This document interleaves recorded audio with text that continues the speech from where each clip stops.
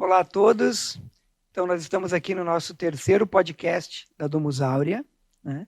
Como a gente sempre faz, a gente vai começar com uma oração. Vamos pedir as luzes do Espírito Santo, né? Que os anjos também nos protejam e a bênção de São José. Tá bom? Em nome do Pai, do Filho e do Espírito Santo. Amém. Vinde, Espírito Santo, enchei os corações dos vossos fiéis e acendei neles o fogo do vosso amor. Enviai o vosso Espírito, e tudo será criado, e renovareis a face da terra. Oremos. Deus, que instruíste os corações dos vossos fiéis com a luz do Espírito Santo, fazei que apreciemos retamente todas as coisas segundo o mesmo Espírito e gozemos sempre da sua consolação. Por Cristo, Senhor nosso. Amém. São José, rogai por nós. Então, hoje nós estamos aqui, né, com o Ricardo e a Adriane, nossos convidados, né? São nossos compadres, né? Eu tenho a alegria de ser padrinho do Arthur, né? o filho do meio, né? São 3. É uma grande alegria para mim, né? E mais uma vez estar aqui entrevistando compadres, né? Pais de afilhados. Mas não é só por isso que vocês estão aqui, né? Porque vocês têm uma vivência na educação. Educação de jovens, né? E eu queria agora, então, né? Depois dessa breve apresentação, que vocês falassem um pouco, cada um de vocês, né? O que vocês fazem, um pouquinho assim sobre a vida de vocês, né? Como vocês chegaram aqui. Você quer começar, Ricardo? Então vai. Então, eu sou a Adriane, mais conhecida como Drica, alguns, né? É uma alegria estar aqui para poder também compartilhar um pouco da experiência, né, diante desse panorama educacional que nós estamos enfrentando no nosso país. É uma alegria poder compartilhar o que eu tenho feito, né? O que eu tenho experimentado com a minha vivência, experiência. Então, eu sou professora, fui professora na rede privada de Porto Alegre por 10 anos e atualmente eu leciono em modo particular, né? Trabalho com homeschoolers, trabalho com alunos na parte de formação de leitores, né? Alunos que estão em escolas, mas que os pais vieram me buscar para poder dar um up, para que eles se interessem por ler, para que eles melhorem um pouco na parte da prosódia, melhorem um pouco na parte de escrita. Então, eu tenho feito isso há 3 anos. E durante o período em que eu lecionei em escola, eu lecionei língua portuguesa e lecionei literatura. E lecionei desde o 6º ano até o ensino médio, né? Tive essa experiência com os pré-adolescentes, adolescentes e os jovens já se preparando para a fase de escolhas profissionais, enfim. E o interessante foi o que eu percebi ao longo desses 10 anos em escola, é a dificuldade de eles se interessarem por ler livros, né? Então, eles até liam, né? Então, eram leitores de outros veículos, né? Então, eu brincava com eles que eu sabia que eles liam, sabia que se interessavam por leitura, mas a leitura deles não era uma leitura que tinha início, meio e fim, era uma leitura muito rápida e que não fazia com que eles aproveitassem ou aprendessem algo que ficasse, né? Que eles retivessem um conhecimento, né? E porque o que eles liam era muito rápido, muito fluido, né? Pelas mídias sociais, enfim, celular. E eu comecei um trabalho muito devagar com os alunos, né? Como um protótipo, uma experiência de tentar resgatar esse gosto pela leitura. Inclusive, na escola em que eu lecionava, nós separamos uma disciplina apenas para a formação de leitores, né? E aí eu escolhi as obras, né? Buscava mais livros, enfim, mais conhecidos, por exemplo, O Hobbit, do Tolkien, que não é um livro muito comum, embora ele seja conhecido, não é um livro muito comum nas escolas. E é um autor que, particularmente, eu, enquanto leitora, gosto bastante. Então, eu começava com esse, e eu lembro que a gente fez um protótipo de Toca do Hobbit. E os alunos se empenharam, construíram diversos materiais, a gente fez isso por mais de um ano, né? E era algo que eles esperavam, os alunos dos anos anteriores esperavam, quer dizer que esse ano a gente vai produzir a Toca do Hobbit, enfim. Então era algo, eu buscava fazer algo, né? Então, ler com eles, eu lia para eles em voz alta, fazia com que eles lessem e tal. E então, nessa experiência, eu pude perceber que é necessário que alguém esteja à frente, que alguém esteja conduzindo essa formação leitora. E enquanto mãe, eu fazia isso com a minha filha mais velha, né? De buscar ler para ela em voz alta, de buscar trazer. E eu percebia que os meus alunos não tinham não tinha esse apoio dos pais enquanto incentivo à leitura, né?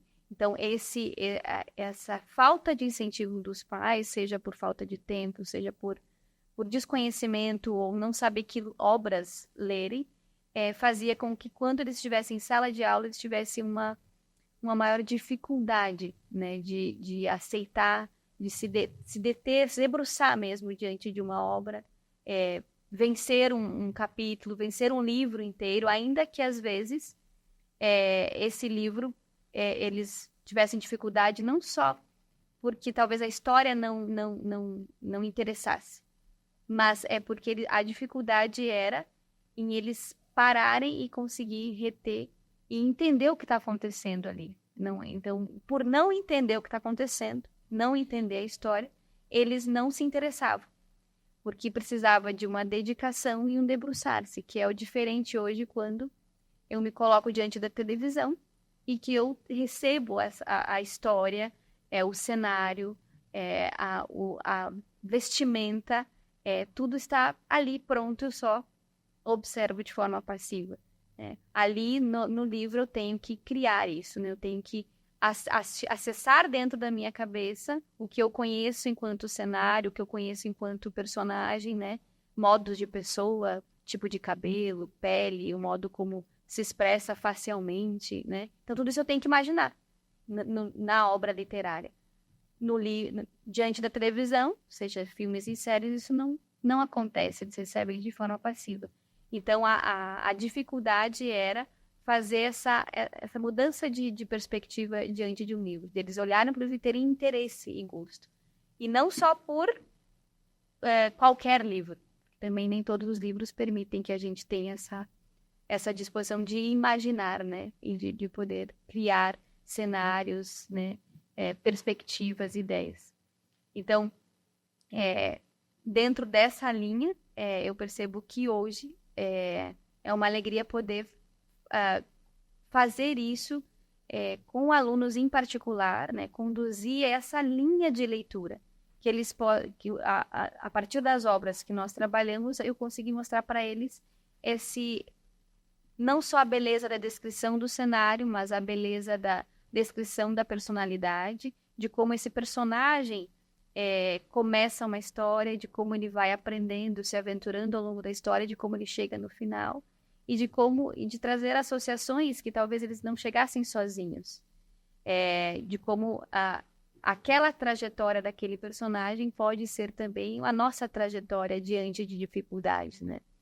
Então isso é interessante de se observar. Mas eu vou deixar meu marido falar um pouco, né? Nossa, assim, só para dizer, essa tua explanação, assim, né, elucida muito, né, a situação e o quanto se pode ganhar, né, com um trabalho focado nisso, né. Já, para mim, já valeu o podcast, né, mas vamos dar sequência aqui, Ricardo. Então, esposo da Drica, e o que mais? Acho que isso é o mais importante, né? Isso é o mais importante. Miguezeiro, na brincadeira. Não, então eu sou o Ricardo, né? Pessoal, sou o marido dessa linda aqui. Eu sou professor de educação física, então dá uma fugida referente a essa parte da educação mais psicológica, né, do psique, mas também tem muito a ver. Compartilhando o que a Adri diz aqui, referente à educação das escolas, eu também não tenho grande experiência dentro de uma escola pública, a não ser dos estágios que eu tive obrigatório na formação acadêmica, mas eu também tenho em torno assim, de uns 10 a 11 anos, se eu não me engano, dentro da escola privada, e tanto que nós trabalhamos juntos, né? Nós nos conhecemos numa escola na qual ela era professora e eu trabalhava numa parte de monitoria. Então eu lembro dessas partes da Toca do Hobbit também, sou um grande fã do Tolkien, tanto tá aqui a camiseta mostrando. Depois tu tem que falar aí o que está escrito na camiseta, né? Sim. Então eu também vejo muito essa grande dificuldade no geral da criançada, porque eu consigo trabalhar na educação infantil e ensino médio. Então eu já peguei toda essa galera e eu vejo como a Adri não tem essa experiência com os anos iniciais ali, de primeiro a quinto ano, a dificuldade que tem deles brincarem sozinhos, assim, sem ninguém mandar o que fazer. E eu consigo. Melhor dizendo, eu conseguia brincar inventando coisas, via no pátio, na educação física, assim. Agora não, eles pedem para ter aula, eles querem que o professor, ministre a aula mesmo, né? Não, senhor, é melhor dar aula direcionada, porque quando a gente deixa livre para brincar, a gente não sabe o que fazer. Verdade. Então é uma coisa que eu gosto. Tem essa história do professor de educação física. Professor de educação física é vagabundo, não gosta de dar aula, dá bola e deixa. De fato, tem muitos que fazem isso. Né? E eu trabalho com aula livre de uma maneira um pouco mais avaliativa. Eu deixo os alunos livres para avaliar o movimento deles espontâneo. Né? Porque quando eu peço para eles fazerem certos movimentos, é uma pressão. O professor está me vendo, meu colega está me vendo. Então acaba tendo aquela pressão, querendo fazer carteira de motorista lá, sabe dirigir, senta o avaliador do teu lado, deixa o carro apagado, patina, toda essa. Então tem toda essa parte de ter alguém me avaliando, por mais que eu não esteja, e eles fazem errado às vezes. E no espontâneo deles ali, de estar brincando com um colega, eu consigo ver o que de fato eles aprenderam no que eu queria que eles aprendessem.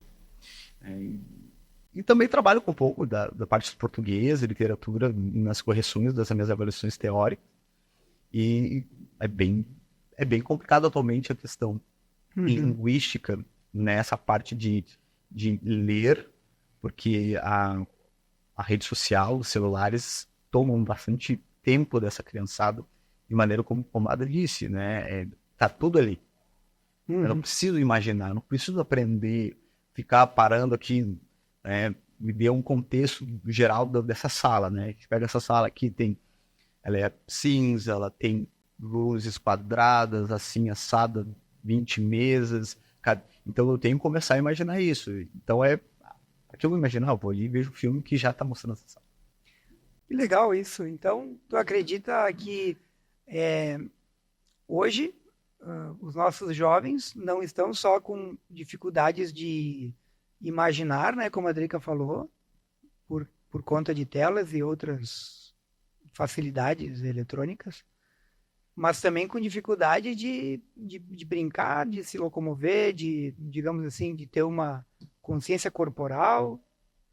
Isso também está sendo afetado. Bastante. Eu tenho os sextos anos, né? Atualmente eu estou trabalhando só com os anos finais, ali, de sexto a nono. E eu sempre pego o sexto. Então eles chegam ali, eu quase sempre tenho que fazer alguns trabalhos de retomada daquilo que seria do primeiro ou quinto ano. Que são os trabalhos mais fundamentais para chegar do sexto até o ensino médio, fazer os esportes. Então, assim, questão de lateralidade, espaço-tempo, né? Só para dar uma explicada bem rápida para quem não sabe do espaço-tempo. O que é o espaço-tempo dentro da educação física? Eu estou num espaço, nesse exato momento, nós estamos em um espaço entre eu e o Márcio. E lá, eu e a câmera também. E eu tenho um tempo para me locomover dentro desse espaço, para chegar em ti, ali, Então, é esse conceito que eles às vezes não têm, de eu estar perto do meu colega, mas vou lá e atropelo ele. Eu não sei me locomover dentro desse espaço e dentro do tempo desse espaço. É um conceito mais, uma explicação um pouco mais simples de ser entendido. Vou atravessar a rua. Ah, entendi. Uso na realidade. Você me pega o trago, vou atravessar a rua. Tô olhando lá, não tem sinaleira, semáforos, né? Vou atravessar a rua, tá vindo o carro. Automaticamente o nosso cérebro ele faz um cálculo se aquele carro vai me atropelar ou não. Se eu vou conseguir chegar do outro lado ou não. E então, quando eu não trabalho bem nisso dentro da educação física, em outras também, outras partes da educação, que é tudo interligado, é tudo interdisciplinar, eu posso ser atropelado porque eu calculei errado. Tem imprudência, tem gente que não vai dar tempo, mas eu corro. Tropeça, né? Um exemplo muito absurdo. Mas eu olhar aquele carro vindo e não, eu consigo passar. E não consegue, porque ele tá ali em 60 km por hora, 40 km por hora. Então isso é o que eu trabalho com eles dentro da educação física. Tu joga futebol, né, Márcio? Jogo. Né? Por exemplo, sabe quando corro atrás da bola, né? Mas aí que tá, correr atrás da bola. Vamos pegar, por exemplo, que está ali, meio de campo, o zagueiro tá lá, e ele faz o lançamento. Já teve isso, possivelmente já viu. Tu fez que ia correr e parou e voltou, porque não chego nessa bola. Espaço temporal. E o espaço temporal. Não vou me desgastar porque eu não vou chegar lá. Exatamente, porque o espaço que tem entre eu e a bola e o tempo de corrida dela para o meu tempo de corrida não chegaria ali. Tu fez um cálculo automático. Sim. E aí tu calculou toda essa parte, por exemplo, uma criança ali com uns 15 anos, possivelmente conseguiria, porque o fisiológico dela é muito mais rápido.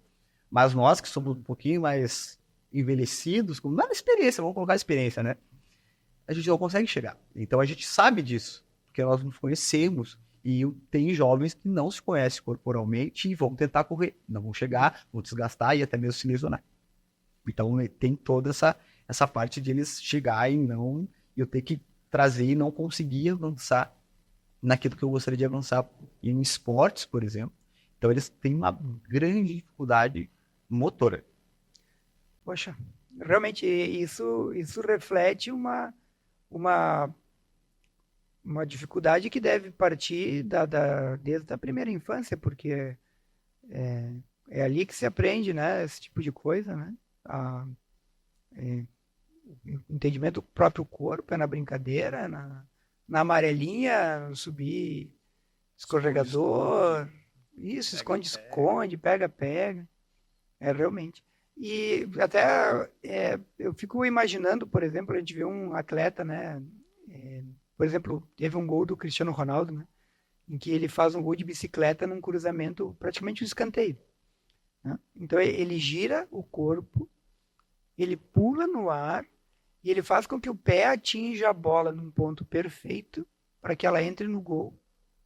Isso tudo é reflexivo. Né? Não dá tempo de calcular, né? Poxa, que eu vou ter que pular 1 metro e depois eu vou ter que girar o corpo e tal. Não, tem que ser reflexivo. É algo, é um processador aqui dentro, né? Que faz automático, mas só é conseguido porque houve repetições. Acho que as artes marciais nos trazem muito isso, né? É a repetição do movimento que nos faz, na hora que precisa, fazer ele com perfeição. Isso não está mais acontecendo porque, então, os nossos jovens estão gastando muito tempo ou pulando essa etapa, utilizando mídias, utilizando tela, celular. É que é totalmente mais o celular, né?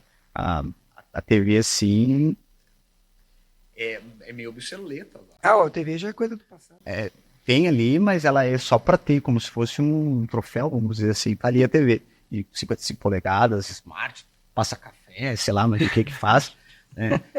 E só que o pessoal pega o celular porque eu posso sair daqui onde eu estou, ir para a cozinha comer, posso sair da cozinha para ir no banheiro, fazer sempre no celular. Então mas tu trouxeste essa parte da primeira infância ali, né? Primeira, segunda infância, criançada tá no celular. Eles não estão na rua brincando.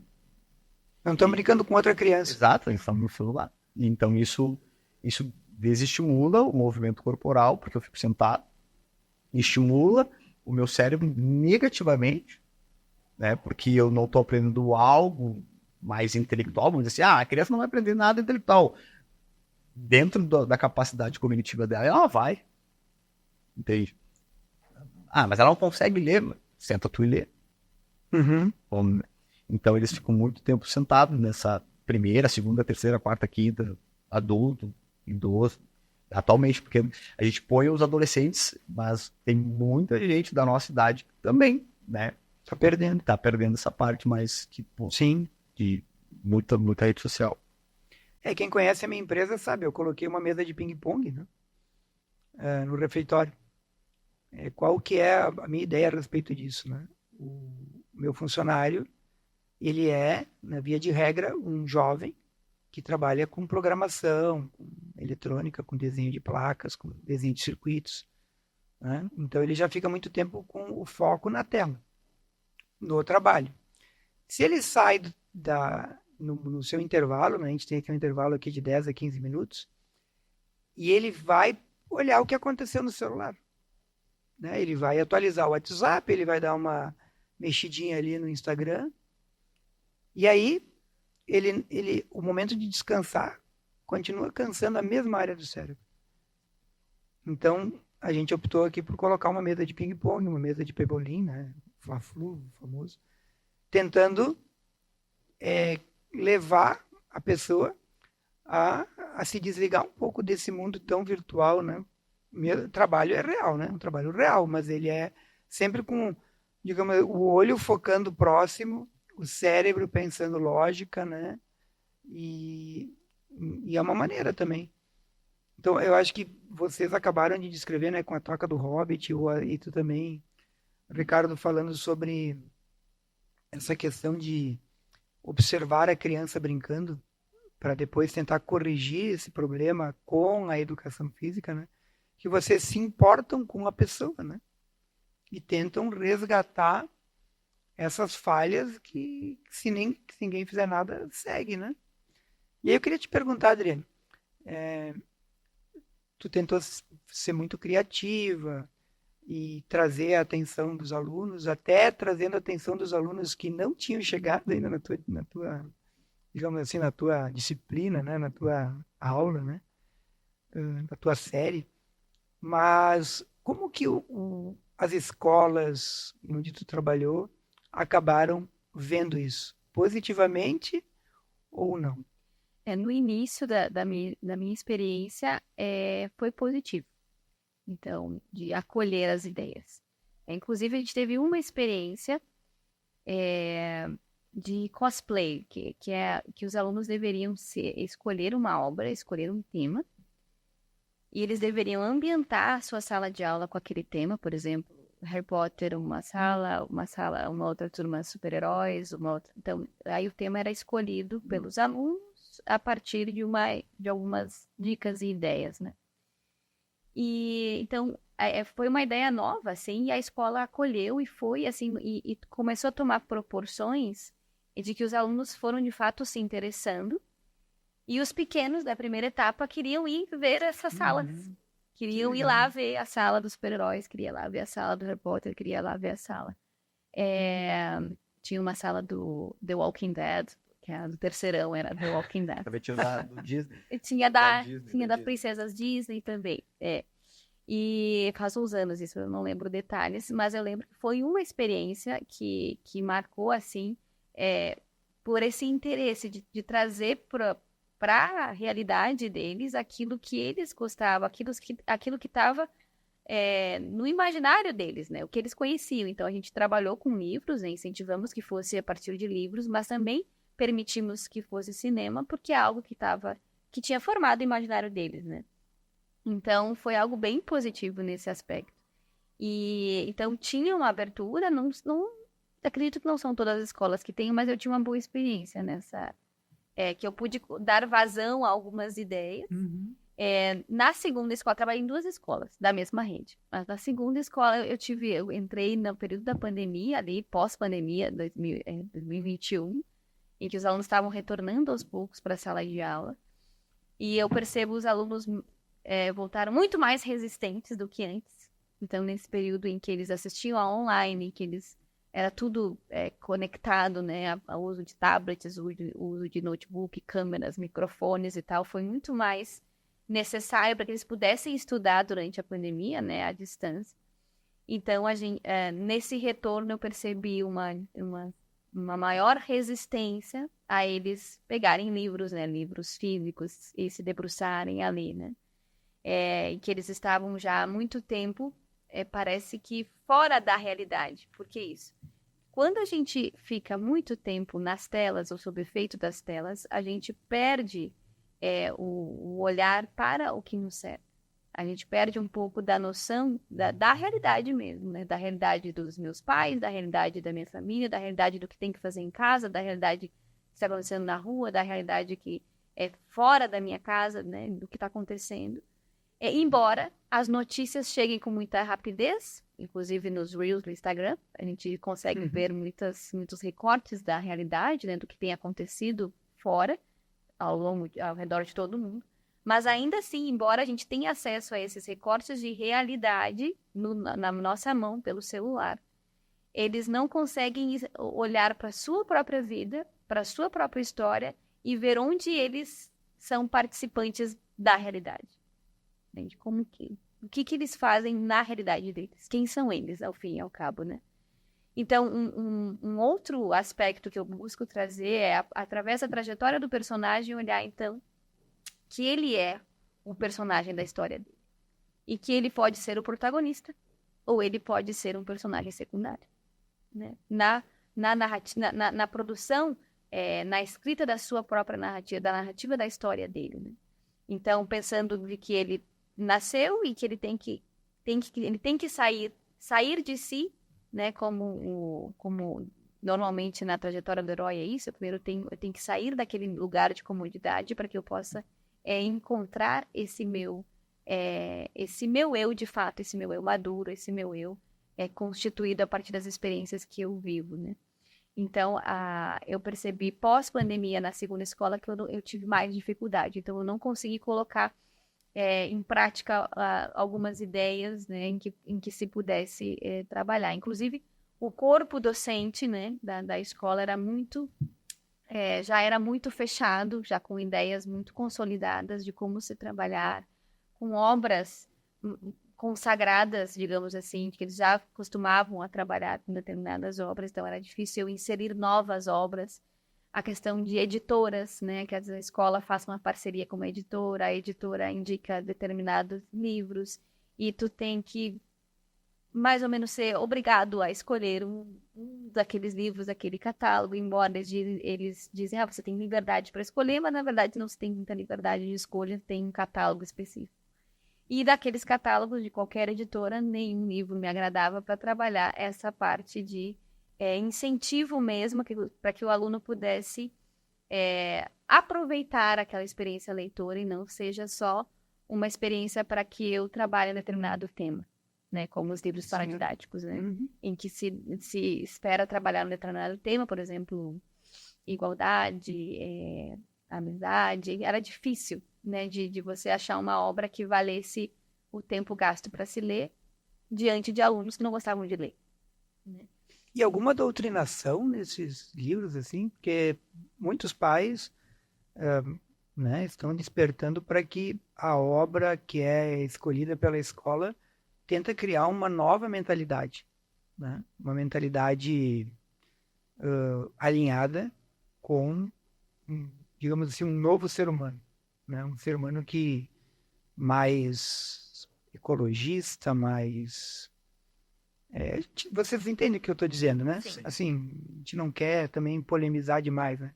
Mas existe, assim, sem falar em política, assim, realmente gerar um ser humano que pensa mais alinhado com um novo homem? Então, o que é possível perceber das obras que são oferecidas para escolha, né? Então, assim, eu não consegui ler todos para dizer que se todos aqueles livros têm algum alinhamento, né? Meio ideologizado, enfim. Mas o cuidado que eu tenho é de que os meus alunos leiam aquilo que eu já li. E que eu saiba que aquilo que ele vai ler, eu sei que não tem nada que vai ferir a formação, né, da sua memória, do seu imaginário. Então, mas o que eu percebo é que os livros, a literatura está a serviço de um determinado tema. e ela não é trabalhada, o livro não é trabalhado como uma obra de arte que precisa ser apreciada e contemplada e precisa de tempo gasto para você ver beleza nela, né? Então, cada vez mais eu percebi um empobrecimento da linguagem no modo de escrita, de como parece que se você escreve de uma maneira um pouco mais rebuscada, parece que você perde leitores, me parece. Que tem sido esse tom dos livros que são oferecidos nesses catálogos. Uma escrita um pouco mais próxima do coloquial, com muitos diálogos, falas, né? E que a ideia da obra é que te plantar uma ideia, te colocar uma ideia sobre um determinado tema, seja sobre sustentabilidade, seja sobre você não ser violento, de você cuidar da sua casa, enfim, de ter cuidados com o mundo, assim. Então tem um determinado tema. E não necessariamente você escreveu um livro para que esse livro seja apreciado pela sua linguagem, pelos personagens que são bem trabalhados, que são bem caracterizados, que tem de fato uma persona ali naquele personagem, que a gente consegue perceber que ele se desenvolve, que ele tem uma complexidade como um ser humano, né? Então, isso é possível ver, sim, nas obras. Que legal. Que triste, né? Na verdade, essa pergunta, né, a gente não... Quem é homeschooler, né, não acessa tanto assim como está hoje as escolas, né? Que tipo de livros estão sendo oferecidos. Então, a gente às vezes não percebe, né? Mas existe uma tendência de então, um fast food, assim, em tudo. Na leitura, no entretenimento, no esporte, né? Na vida. E isso acaba, então, prejudicando o imaginário, mas também prejudicando as habilidades. E habilidades, talvez, muito simplórias, como atravessar uma rua, né? Então, hoje o nosso jovem, né? Nossas crianças estão sendo sugadas, então, por um ecossistema que tira a imaginação, que vai virar a criatividade, e também digamos assim, as brincadeiras que vão virar habilidade. A gente pode dizer, então, que realmente, assim, a gente precisa muito de pessoas como vocês que se importam, né, com esse resgate, né? Até quando tu falou sobre não perceber a realidade ao redor, eu lembrei do curso da Jerusa, né, que fala muito isso, né? A gente tem que se instalar de novo na realidade. A realidade é que a louça não sai da pia sozinha, né? Que se eu não estudar, eu não vou ter conhecimento. Se eu não formar meu imaginário, eu não vou ter como tomar decisões importantes na vida, né? E a gente precisa, então, cada vez mais de pessoas assim que se importem com esse ser humano que está florescendo ali, né? Com um futuro adulto, né? E aí eu queria perguntar para vocês, assim, porque eu sei que o Ricardo é fã aí de vários clássicos aí da literatura, né? E queria que tu falasse um pouco como é que tu despertou esse, digamos assim, esse interesse, né? Porque eu já te conhecendo, eu sei que a tua jornada aí para chegar no interesse pelos clássicos aí, Tolkien e outros, né? Chesterton também, que a gente comentou. Como foi, né? Como foi esse teu caminho e o que tu vê de importância nessas leituras na formação dos valores? Porque a Domus Aurea, ela está muito mais preocupada em resgatar os valores, né? E um dos valores, é claro, é a educação integral, é que o ser humano se desenvolva por completo, né? Sim. Então, como que essa formação do imaginário através da leitura, né, pode nos ajudar a ser pessoas com mais valores? E como foi a tua trajetória? Sim, sim. A minha trajetória ela é recente, na verdade, né? Porque eu não tinha celular na minha época, né? Sou meio velhinho, sim. Tenho 35 anos, só pra ambientar, né? Mas eu era um estudante preguiçoso, porque não tinha nenhuma uma influência positiva, assim, de grande presença para influenciar, faça isso. Tinha os professores, mas também adolescente, sabe como é que é adolescente, né? Adolescente gosta de fazer o que quer, não gosta muito de leis, regras e tudo mais.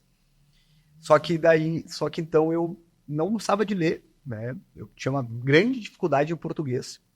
Eu era muito mais das exatas ali, matemática, física, química, mais matemática mesmo. Me saía melhor.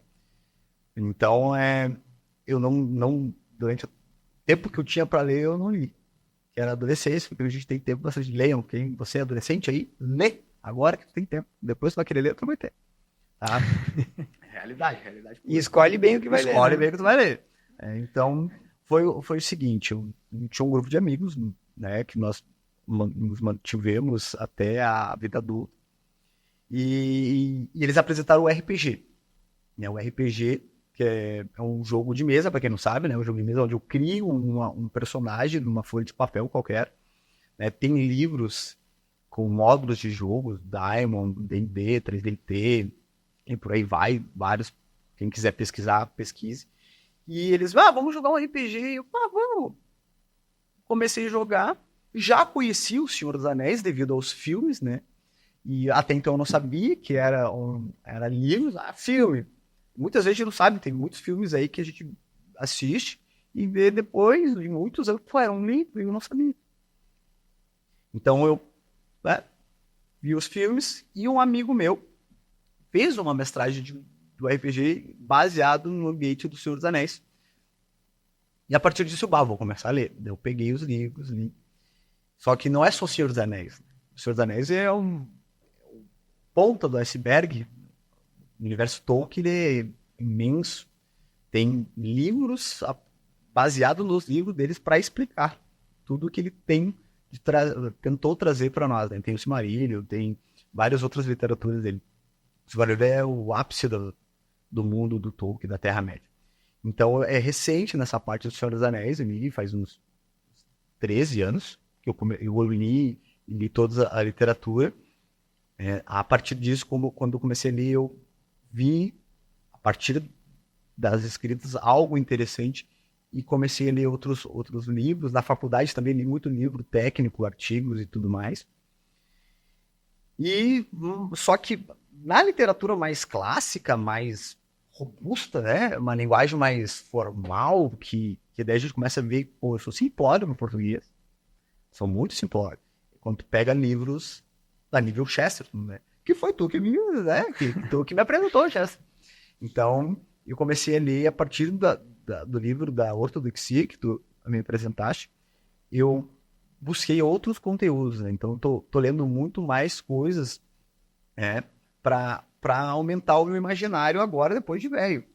Só que antes eu não tinha essa ferramenta celular que acabava com o meu imaginário. Eu tinha a TV, então, para ver um filme, eu tinha que esperar a tela quente, né? Eu tinha que esperar outros meios de assistir filme, ou mesmo seriados, né? Eu gostava muito do Lost, então eu tinha que esperar passar na TV aberta, anos, o Smallville e outros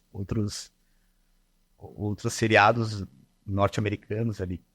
Então, o meu imaginário de infância foi baseado assim na Dragon Ball Z, Cavaleiro do Zodíaco, Yu Yu Hakusho, Fly e outros animes que tem por aí. Eu gosto muito de animes também, é algo muito interessante também, tem muita coisa boa ali e também tem muita coisa ruim. Então é recente, mas se tu se focar, tu consegue rapidamente, mas aí precisa foco, tem que querer aprender, né, e ter um pouco de esforço. Ficar com dicionário, como eu fiquei, né? Ficava com dicionário ali do lado, ali para Neil Chesterton e outras. Tinha palavras ali que são bem, difíceis pra caramba. Eu pegava ali, não sei o que. Tá, agora entendi o que ele quis dizer nesse parágrafo, porque só esse quiçá, eu não sei o que é, entendeu? Sim. Mas é recente, então, a partir de que eu vi, né, da realidade, porque vou fugir um pouquinho rápido aqui, a questão de estar na realidade. As redes sociais e toda essa parte que nós temos de mídias, elas nos tiram totalmente da realidade da forma que nós vivemos, né? Eu tô seguindo um influencer tal lá, tá na Itália, tá em outro lugar, pai, pum, e eu tô lá junto com ele, mas não tô aqui agora, sentado trabalhando, entende? Porque eu parei e peguei aqui no celular, aqui, e eu já tô lá, então eu já me desconcentrei de algo que eu estava fazendo e saí da realidade. Então eu falo assim, meio que sair da Matrix, sair do sistema e consigo ver coisas mais abertamente. Por quê? Porque eu voltei para a realidade, que é agora, e a partir disso eu tento auxiliar os meus alunos, por mais que eu seja professor de educação física, né? Que nem Adam disse, assim, os livros são simplórios que alguns leem. Algumas literaturas, assim, o linguajar, ele é de fato para atingir o pessoal, porque eles já entenderam também que os estudantes, eles não estão querendo um linguajar, né, da linguística formal, eles querem isso. Tanto que existe o tal do, como é que é a palavra, né, da preconceito linguístico, né? O preconceito, não posso falar de jeito errado. O que é preconceito mesmo? Porque é uma palavra tão rebuscada, né? Desculpa a brincadeira. Mas é assim, daqui a pouco a pessoa não vai falar preconceito linguístico, mas não vai mais nem entender o que significa preconceito. Né? Então, não vai conseguir mais nem esse mimimi vai ser possível. Entendeu? Pegando isso agora, eu tive um caso com um aluno, uns anos atrás, que eles estavam falando, é preconceito. Aí ele entrou, sim, despertou o modo dele lá e começou a falar, não, professor, que tu tá diminuindo a causa do pessoal que luta contra o preconceito. Tá, mas eu disse, mas sabe qual é o conceito da palavra preconceito?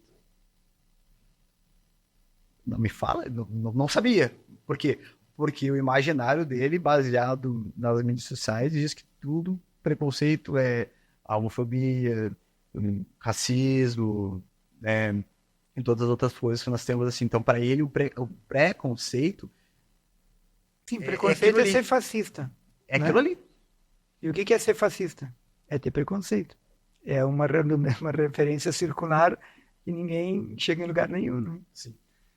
Mas é interessante, né? É muito interessante mesmo. E então,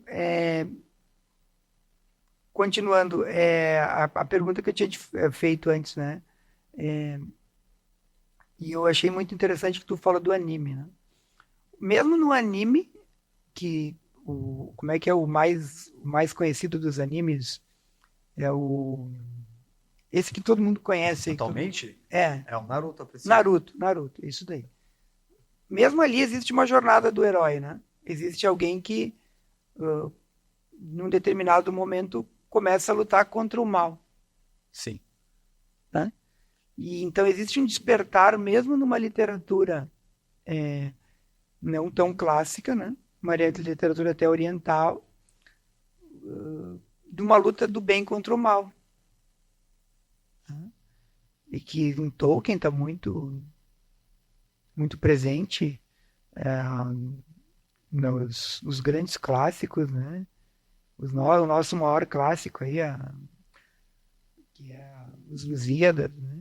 Existe um buscar algo, né? Existe um ser alguém, ser melhor, vencer o desafio, né? Circundar o mundo de navio, né? Levar a fé. Então, mas mesmo nesses animes existe um pouco disso. Mas existem livros totalmente empobrecidos nesse sentido, né? Sim. Bastante. Mas a área sabe mais falar sobre essa parte do empobrecimento dos livros. Eu só pegando uma fala que o Ricardo trouxe, do Senhor dos Anéis, que nós, enquanto nós, antes de namorarmos e tal, quando nós nos conhecemos, e nossa conversa começou, a amizade começou pelo gosto comum do Tolkien. Então a gente trocava obras, né? A gente dizia, já deu esse, já deu esse. Tal. Aí eu via que ele lia, e eu, nossa, isso é incrível. É raro, né? Então isso é um plus. E então a gente sempre trocou, inclusive eu aprendi coisas com ele, né?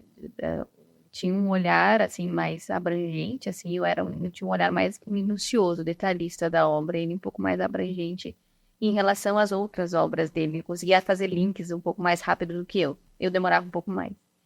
E uma das coisas que me chamou a atenção quando a gente começou a namorar é esse gosto comum. E como é importante a gente ter um repertório cultural também no namoro, né? De como que a gente consegue trocar ideias e poder conversar e se conhecer a partir dos gostos da pessoa, né? A gente consegue conhecer um pouco dela a partir dos gostos dela. A gente consegue conhecer um pouco dela a partir das escolhas das obras que ela traz, que é para si, né? Então, o que ele falou também da parte de ter um pouco de dificuldade de ler, né? De compreender certas obras um pouco mais rebuscadas, é um pouco, isso é fruto da nossa formação, né? Eu vim de escola pública, ele também veio de escola pública. Então, quando eu estudei na universidade pública também, mas eu percebo que eu tive grande dificuldade quando eu entrei na universidade de conseguir ler e reter o que eu lia, né? Então, eu percebi que eu precisava me formar, que aqueles anos que eu estive em escola não me ajudou tanto a me formar enquanto leitora. Eu precisei fazer isso depois por mim mesma, porque se eu não fizesse isso, eu não ia conseguir chegar a lugar nenhum, né? Então, isso fez com que eu despertasse que era necessário também fazer isso com os outros, né? De que era necessário, eu ali em sala de aula, a minha ideia inicial era ser professora de sala de aula ad eterno, né? Mas eu percebia que é um pouco mais eficaz, não num grande grupo, né, na escola, mas um pouco mais eficaz, um trabalho mais direcionado, né, mais particular, de olhar para aquela realidade, para aquele aluno, para as dificuldades dele, inclusive ver que ele não está conseguindo entender, não está conseguindo relatar a história porque ele está com dificuldade na alfabetização. Ele teve um problema na alfabetização que eu preciso sanar esse problema na alfabetização para que ele consiga progredir enquanto leitor, né? E enquanto mãe, enquanto pais, né, a gente busca fazer isso na educação dos nossos filhos. A gente tem uma filha mais velha, que eu sempre limitei o uso de telas, né? Foi zerado agora, tá bem mais reduzido. Mas conforme eu fui tomando consciência de que as telas iam atrapalhando nessa formação, eu fui retirando mais, né? E eu percebo na minha filha que ela consegue parar e brincar sozinha e criar coisas, inventar coisas, né? Com muita tranquilidade, por horas a fio. O que eu percebo que às vezes tem algumas crianças do nosso condomínio lá da mesma idade que ela, que tem celular já na idade que ela não tem celular, mas que tem dificuldade de criar brincadeiras, né? De realmente de se relacionar ali, tá num grupo de amigas. Isso ficou muito visível no período da pandemia, em que as crianças não foram para a escola, então a gente se reunia no condomínio para tomar sol, e elas aproveitavam para brincar, e que elas tinham dificuldade de se entender que brincadeira fazer, né? E normalmente era a minha filha que inventava uma brincadeira e coordenava o negócio, né? Então, isso é um exemplo, né, de como vale a pena a gente investir. É difícil, mas é um trabalho árduo, e é algo que eu comecei a perceber no convívio com a Jerusa, na casa de vocês, de que é necessário lutar, de que os filhos de vocês foram os primeiros que eu fiquei sabendo que não tinha celular até determinada idade, né, enquanto crianças. E depois, claro, conheço outras pessoas hoje, mas foi com vocês que eu comecei, nossa, é possível, mas realmente exige os pais terem consciência de que isso rouba a infância dos filhos. Esse tempo que eles ficam dispostos nas telas rouba o tempo que ele poderia estar fazendo outra coisa. Rouba o tempo que ele poderia estar convivendo com os pais, convivendo com os amigos, tendo um tempo de ócio mesmo, né? O ócio ele é necessário para que você aprenda as coisas. Você precisa ter um tempo sem fazer nada. Para que aquilo... Contemplação, né? Se transforme Não há contemplação, né? Se transforma em conhecimento.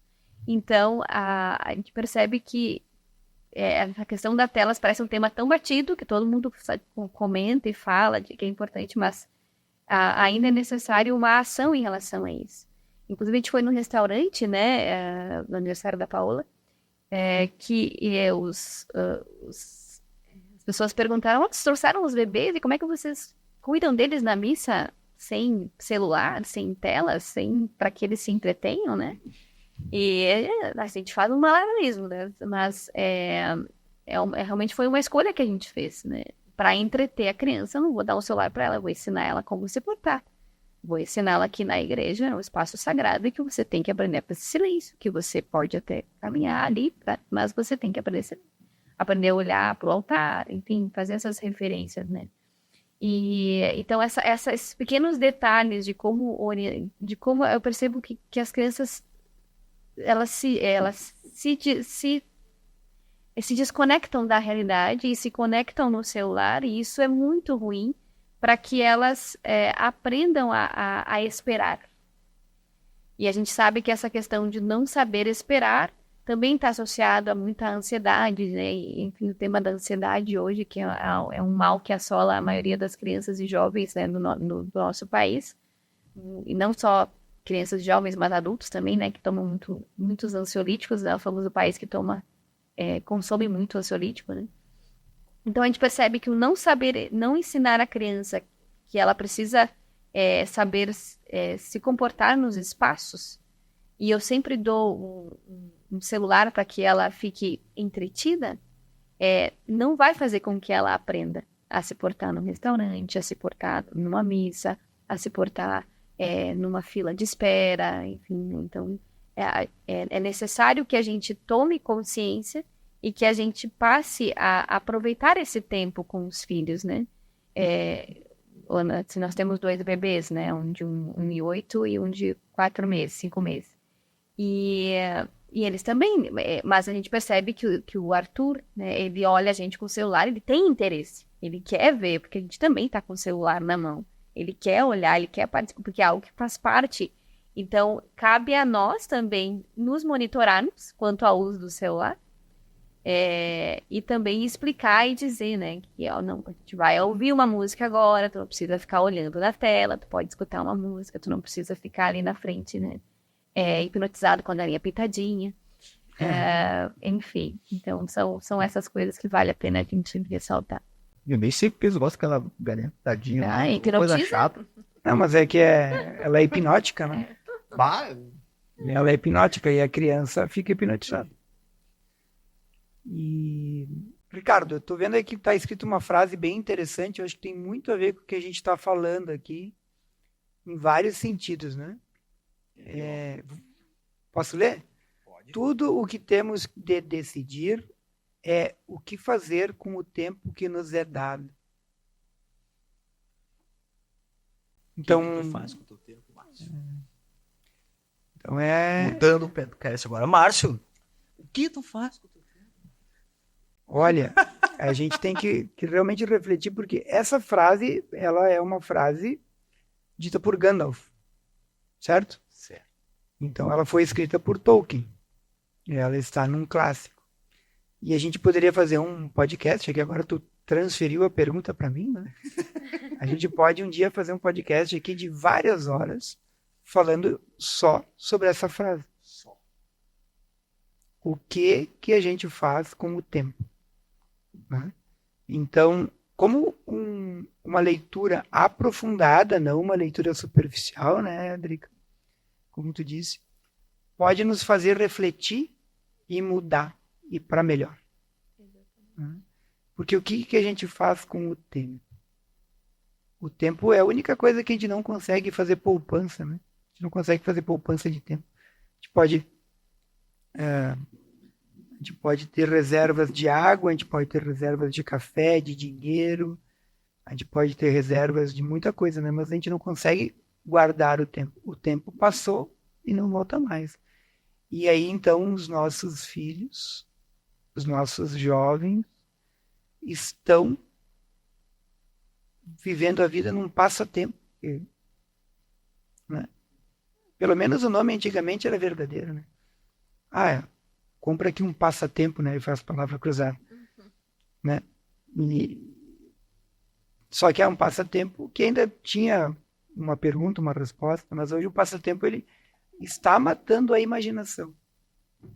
Então não é só é um tempo que não é aproveitado positivamente, que poderia então não ser desaproveitado de uma forma neutra, mas ele está sendo aproveitado de uma forma negativa. Então, como diz o Gandalf, realmente, temos que pensar o que estamos fazendo com o nosso tempo. Não só com o nosso tempo, né? Se a gente parar para analisar nós, que somos pais e professores, a gente também tem que ver aquele tempo que nós estamos com a classe, com o aluno, com o filho. Porque passa rápido, né? O que nós estamos permitindo, porque nós somos responsáveis, né? Exatamente. Nós somos responsáveis por aqueles que nos são dados, né? A educar, principalmente, primeiramente como filhos, mas também como alunos. É uma missão divina, né?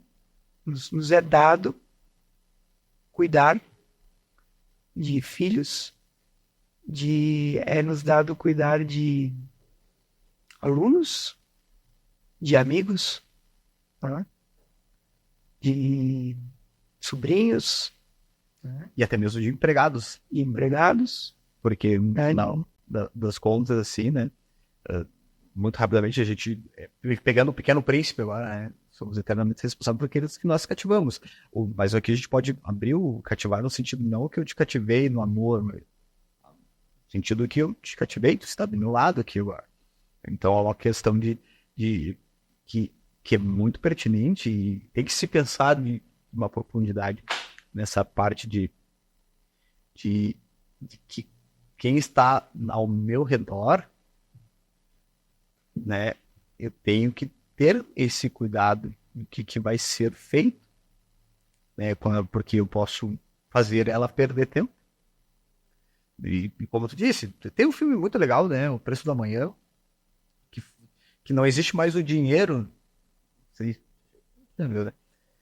que tu não tem mais dinheiro, tu ganha tempo no braço, né, e o tempo que ele vai correndo aqui, e tu sempre trabalha para ganhar tempo, para te viver. Então, parece aquele joguinho de antigamente que tinha que chegar no checkpoint, né? Checkpoint, daí ganhava mais um caminho, mais um trechinho da corrida. Do Sonic também tem bem rapidinho, né? No Sonic tu tem que ir lá, tá nadando, assim, tem que pegar uma bolha de água, senão tu morre afogado nas fases de água. Mas o que ele diz aqui, todo mundo tem 24 horas, né? Todo mundo ganha 24 horas no seu dia. A gente só tem que determinar o que nós faremos. Se nós gastaremos tempo mexendo no celular, que muitos fazem isso, trabalharemos, estudaremos, leremos, né? Formaremos o nosso imaginário, ou ajudaremos a formar o imaginário de quem estiver perto da gente. E veja que interessante, como uma frase do Tolkien, essa frase é uma frase que essa camiseta eu escolhi. É uma frase que eu gosto. Eu compro roupa, né? Sim. Na verdade, eu adoro dar camisetas com frases e coisas do Senhor dos Anéis. Mas essa frase, inclusive, quando eu ali... E eu também cheguei ao Senhor dos Anéis a partir do cinema. Primeiro eu vi os filmes, depois eu fui para os livros, né? Mas quando eu conheci essa frase, ela ficou e ela foi objeto de meditação durante muito tempo. E ela passou a pautar muitas decisões do que eu ia fazer com o meu tempo a partir dessa frase. Então, veja como uma leitura atenta, um aproveitamento de algo que a gente lê, a gente consegue, quando a gente tem que tomar decisões na nossa vida, a gente consegue também fazer tomadas de decisões um pouco mais certeiras, porque a gente reflete, a gente passa a refletir e não só a reagir a partir da vida, né? Então, a vida te propõe situações. Aí tu tem duas possibilidades. Ou você reage, ou você pensa no que você pode fazer, né? Então, ter uma vida reativa é uma vida que te desgasta mais. Às vezes, claro, a vida exige que você reaja imediatamente, né, dependendo da situação. Mas, normalmente, as situações da nossa vida, das escolhas que a gente vai fazer, tanto profissionais, amorosas, de amizade, enfim, de um problema a ser resolvido, eu preciso de uma reflexão, eu não posso agir só reativamente. De como eu vou educar um filho, de como eu vou conduzir a educação de um aluno, eu preciso de uma reflexão, não posso só reagir, né? Não posso só tapar buraco, eu preciso pensar. E ouvindo vocês, a partir de uma frase, de como isso é possível, mas precisa ser ensinado, precisa ser conduzido, porque a gente não aprende isso de forma natural, né? A gente precisa realmente que algum mestre nos ensine, né? E o Tolkien é um bom mestre para isso, né? Por isso que quando eu dou as minhas aulas e escolho as obras para trabalhar com meus alunos, para introduzi-los na formação do imaginário, ele é o carro-chefe, principalmente. Não, porque ele não te induz no sentido assim, é aqui, ó. A questão, a formação do imaginário é essa, né? Não é reto. Segue aqui. Não, é todo um malabarismo, várias curvas. Então, tu lendo, o Tolkien utiliza-se muito de símbolo, né? Isso e aquilo. Então, a frase aqui, tu reflete. Eu gosto de outra frase, né? Nunca houve muita esperança, só a esperança de um tolo. Né? Porque, de fato, para analisar, atualmente, falando o que nós estamos falando aqui, tem muita esperança. Sim, porque como nós vamos lutar contra como uma maré, né? Ela vem e vem subindo e vem subindo. A gente tem que ter a esperança de que vai ser possível reverter. Mas então, pode parecer tolo, mas exemplo, a Dom Aulas é uma esperança tola, vamos colocar assim, entende? Nunca houve muita esperança, a esperança de um tolo. O que ele não tá criticando o tolo. Pelo contrário, ele falou assim, a esperança nunca morre, sempre tem alguém que vai ser chamado de tolo por aqueles que não têm mais esperança. Entende? Porque por isso que ele coloca, tanto que ele fala pro Pippin em Minas Tirith ali no Retorno do Rei. Então ele coloca dessa forma, mas não criticando, falando no sentido que na visão geral de todo mundo, quem tem esperança atualmente é tolo. E mais do que nunca, a gente para analisar essa frase, eu gosto muito dela. E então essa questão da formação do imaginário, trazer e ajudar, aí voltando desde o que nós falamos do início, que a rede social, a utilização do celular em grande excesso, ele afeta muito isso, desde pequeno. Porque o brincar é imaginar. É necessário, né? É necessário. Dentro do meu currículo de educação física, a gente tem uma cadeira que é a psicomotricidade. E eu gosto de uma veia dela que é a psicomotricidade relacional, que eu trabalho brincando. Eu trabalho a motricidade dessa criança brincando e trabalhando o imaginário dela. Então, também dentro da educação física não tem esse viés aqui.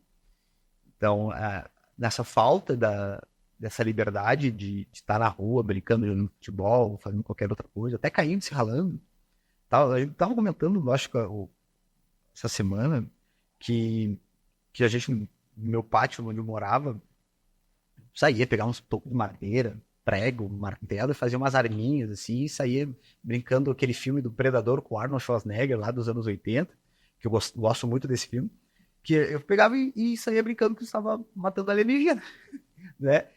E eu fui lá, né, nessa brincadeira, errei o martelo, errei o prego, acertei meu dedão. Já aprendi ali que se eu errar, pode dar machucado, né?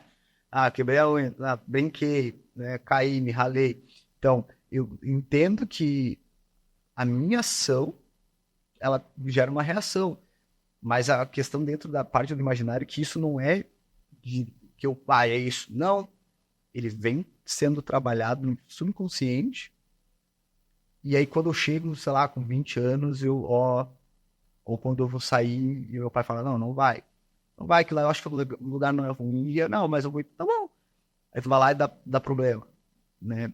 Pô, a ação de ter saído dessa festa gerou que, sei lá, aconteceu alguma coisa, o carro que o Uber que eu tava bateu, entende? Então, também não culpar o outro pela minha ação. A reação que teve é a culpa do meu pai que não deixou eu sair. Não foi mim que quis. Então, então a gente perde toda essa parte da formação do imaginário, né? Do imaginário da criança na hora de brincar, de fazer coisas, quando ele fica desde o seu primórdio, do nascimento ali, porque tem crianças que 6 meses, ele tá sentado para comer, já tá vendo a galinha pintadinha até antes. Sim, a gente brinca muito do tablet com orelhinha, né? Porque agora inventaram agora, há muito tempo já existe, né? O protetor de tablet para que a criança que não é capaz de segurar nenhum garfo na mão, segure o tablet e se o tablet cair, né? O tablet está preservado. Se a criança cair, de repente, aquela choradeira e levar para o hospital, né? Mas o tablet não pode quebrar, né? Não pode quebrar. Então vamos comprar um tablet com orelhinhas, né? Meu Deus. Não, eu falei que sim ali, mas não sabia que tinha esse viés, né? Porque tem os tablets com adornos para as crianças. Eles são feitos para crianças. Isso me lembrou de 2 personagens do livro Harry Potter. Eu sei que o livro Harry Potter é meio polêmico, por isso que eu resolvi ler. Ele já leu. Eu resolvi ler para tirar um pouco da polêmica. Mas tem o Harry Potter e tem o primo dele, o Duda. O primo dele, ele é o protótipo, ele é o filho único, que mimado, assim, que tem todas as suas vontades recebidas, né? A mamãe faz tudo, come tudo que quer, fica na televisão até a hora que quer, tem o melhor jogo de videogame, enfim, ele tem tudo o que quer. E o Harry Potter não tem, foi tirado dele, ele não tem, né? Então ele fica com as sobras das roupas, a sobra da comida, a sobra... Mas o Harry Potter tem experiência. Ele tem experiência quando ele vai para a escola de magia, Hogwarts, ele tem experiência, né? Ele enfrenta obstáculos e a gente percebe que o personagem Harry Potter, ao longo da sua jornada no livro, ele vai amadurecendo, ele vai aprendendo com as suas experiências, então, quanto que o personagem Duda, ele só engorda.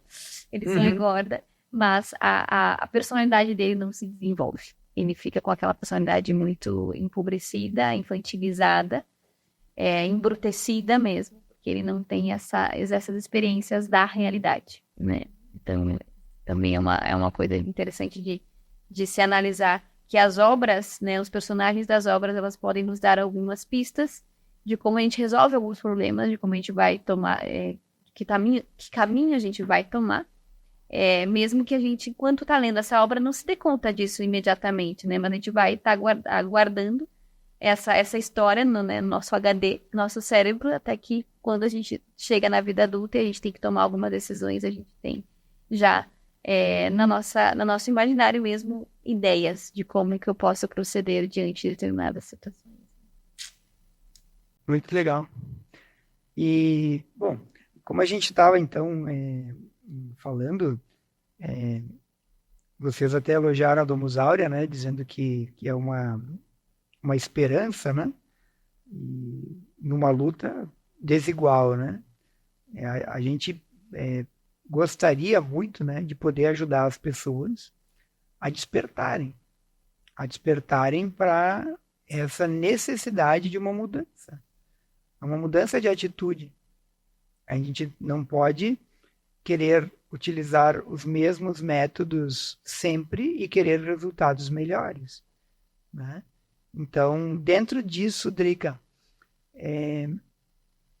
hoje tu ministra aulas particulares, né, para alunos que te encontram e que te contratam, né? Os pais, né, que tomam essa decisão, dificilmente um aluno vai tomar uma decisão dessas, né? Os pais que são zelosos assim pela formação dos seus filhos e te encontram, te contratam, né? E aí tu procura fazer um itinerário formativo deles através da literatura. Exatamente. Legal. E hoje, num determinado momento, tu foi professora de colégio, de escola, e hoje, então, está nessa profissão. É possível, tipo assim, é viável financeiramente, digamos assim, dá certo em todos os aspectos, assim, é bom para ti e é bom para os alunos também? Sim, é bem possível, tanto que eu faço isso, né? Sim. É bem possível. Eu tenho 2 bebês, né? E eu optei, né? Optamos para que eu ficasse com eles, né? Não terceirizasse a educação deles. Mas para que isso fosse possível, eu teria que conciliar o meu trabalho em casa. E o trabalho de aula particular possibilitou isso, né? E então é possível financeiramente falando, que é algo mais direcionado, não tem a parte burocrática que toma muito tempo da escola, né? Mas eu direciono o meu tempo para atender aquela necessidade daquele aluno. Eu penso uma obra, né? Então eu sempre dou opções de obras, né? Para que ele também leia aquilo que ele por ele mesmo não buscaria ler, né? Então por isso que eu disse que o Tolkien acaba sendo o carro-chefe, porque alguns alunos não que chegam a mim ainda não leram ou tiveram dificuldade ou não despertaram para, né? E alguns chegam que leram apenas o Diário de uma Banana, por exemplo, né? Então daí precisa ter exemplo, quem mais dá bom. Então, é possível, é viável financeiramente. Hoje eu vivo de não pretendo voltar para a escola, então, né? Se possível, não voltarei. Né? Que só a minha agenda não está maior, né, de disponibilidade de aula, porque eu ainda tenho 2 pequenos que exigem bastante tempo. Sim. Mas é possível. Que legal. E aí, então, não só é possível, como se encaixa com esse plano, né, de ter uma família, né, uma família até muito bonita de vocês, né, uma família que está crescendo, né? Não, com certeza, muito bonita. E tem um afilhado meu ali, né? Então fico bem babão. Pra mim, né? E assim, a gente sempre fala um pouco de homeschooling aqui nos podcasts, né? O homeschooling permite, né, um trabalho mais focado, né? E permite também que profissionais criem a sua família próxima da família, né? E ao mesmo tempo sustentem e se realizem profissionalmente, né? Porque eu acho que deve ser muito gratificante olhar e ver, olha, eu participei, digamos assim, da formação desse jovem, né? E não simplesmente alguém que passou e daqui a pouco, se me vier na parada de ônibus, aqui, oi, tudo bom? Mas não lembro quem é, não sei quem é, né? Olha, tá chegando mais um participante do podcast aqui. Esse é o... Eu quero mamar. Ai, que lindão. Esse é o pequenininho. Pode levar. Então, Adriane, a formação do imaginário a partir da literatura também pode vir a despertar valores cristãos nas pessoas, né? E levar as pessoas para Cristo é o grande objetivo, né, da Domus Aurea e de nós cristãos, né? Lembrando, a Adriane é membro do Regnum Christi também, é o mesmo movimento que a gente participa. Então, existe um caminho possível de levar as pessoas a se aproximarem de Cristo, né? Poderíamos chamar de conversão através da literatura. Teria algum exemplo que poderia nos trazer assim de alguma coisa da literatura e que nos leva a um crescimento nos valores cristãos? Sim, a gente sabe que o Tolkien é católico, né? Católico, praticante. E nas obras dele, a gente consegue retirar muitas frases e modus operandi dos personagens ali, de que são cristãos. Então, tem uma cena do Sam que ele, o Frodo decide, então a Sociedade do Anel se desfez, que o Boromir tentou tomar o anel, e o Frodo percebe que ele precisa afirmar sozinho, que aquela tarefa de levar o anel para ser destruído foi uma tarefa designada a ele. E se ele não encontrasse no caminho, ninguém ia poder fazer isso por ele.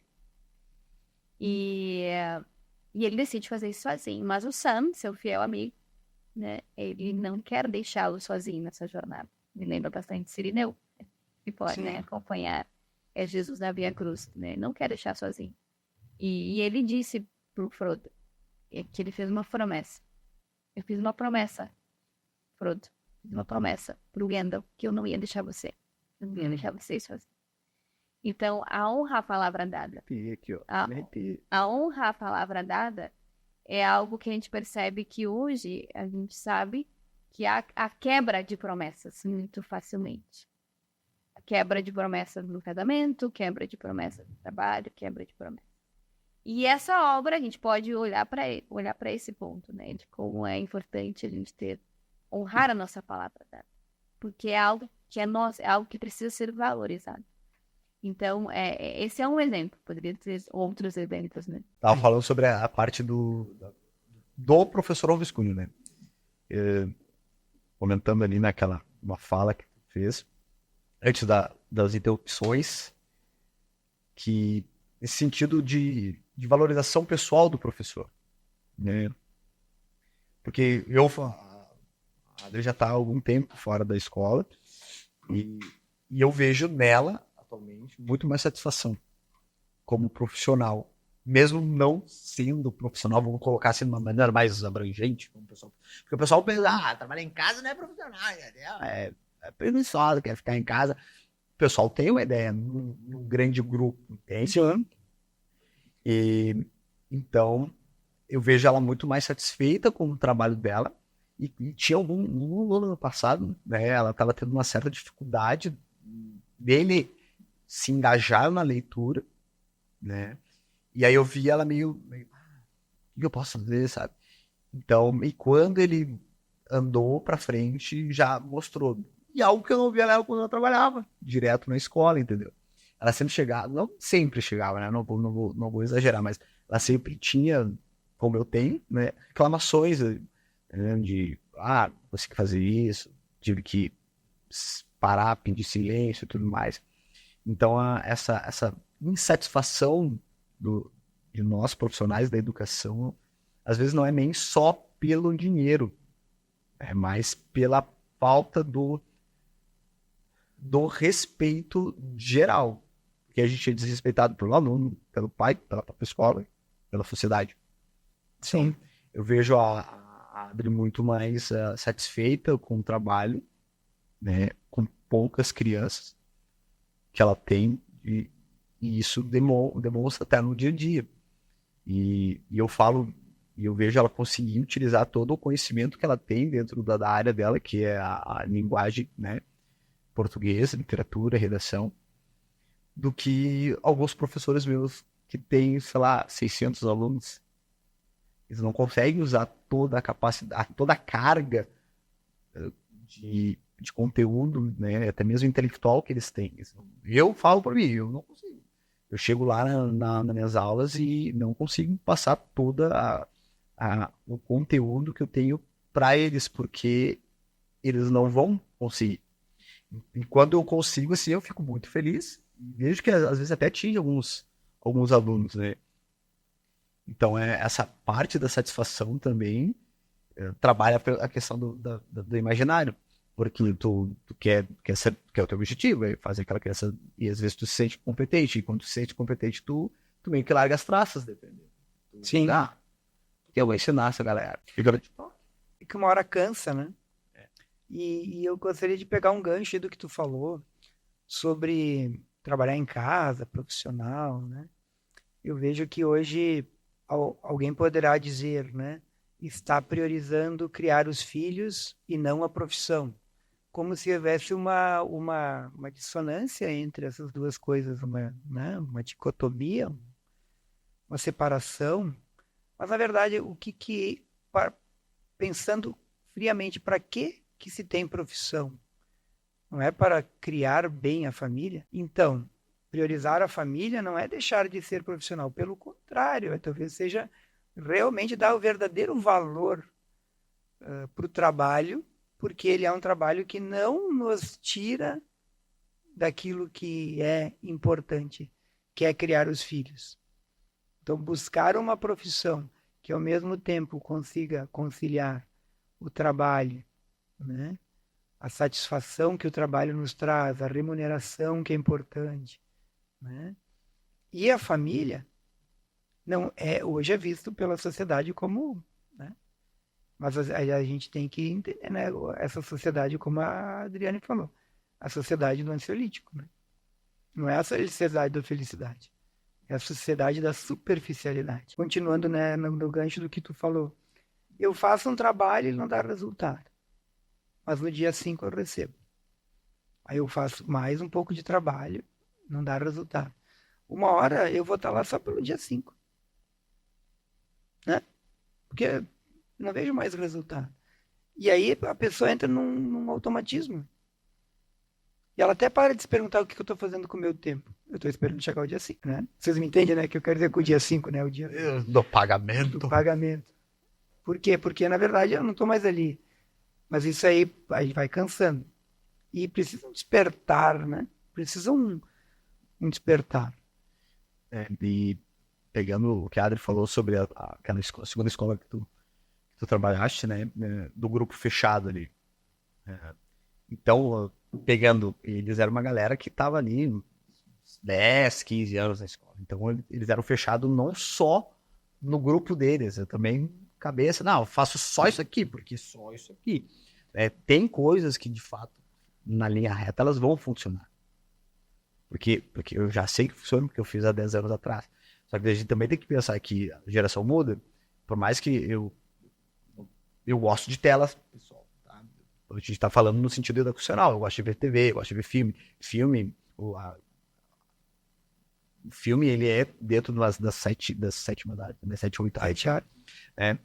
Então ele está dentro disso, ele é um grande criador de imaginário, ele forma, vamos pegar Star Wars aí, pô, Star Wars é clássico, O Senhor dos Anéis entrou, né? Matrix, vários outros filmes, o ET, o Extraterrestre, toda essa criou um imaginário para aqueles que não tinham acesso à literatura, porque Tolkien foi o Tolkien depois dos filmes, entende?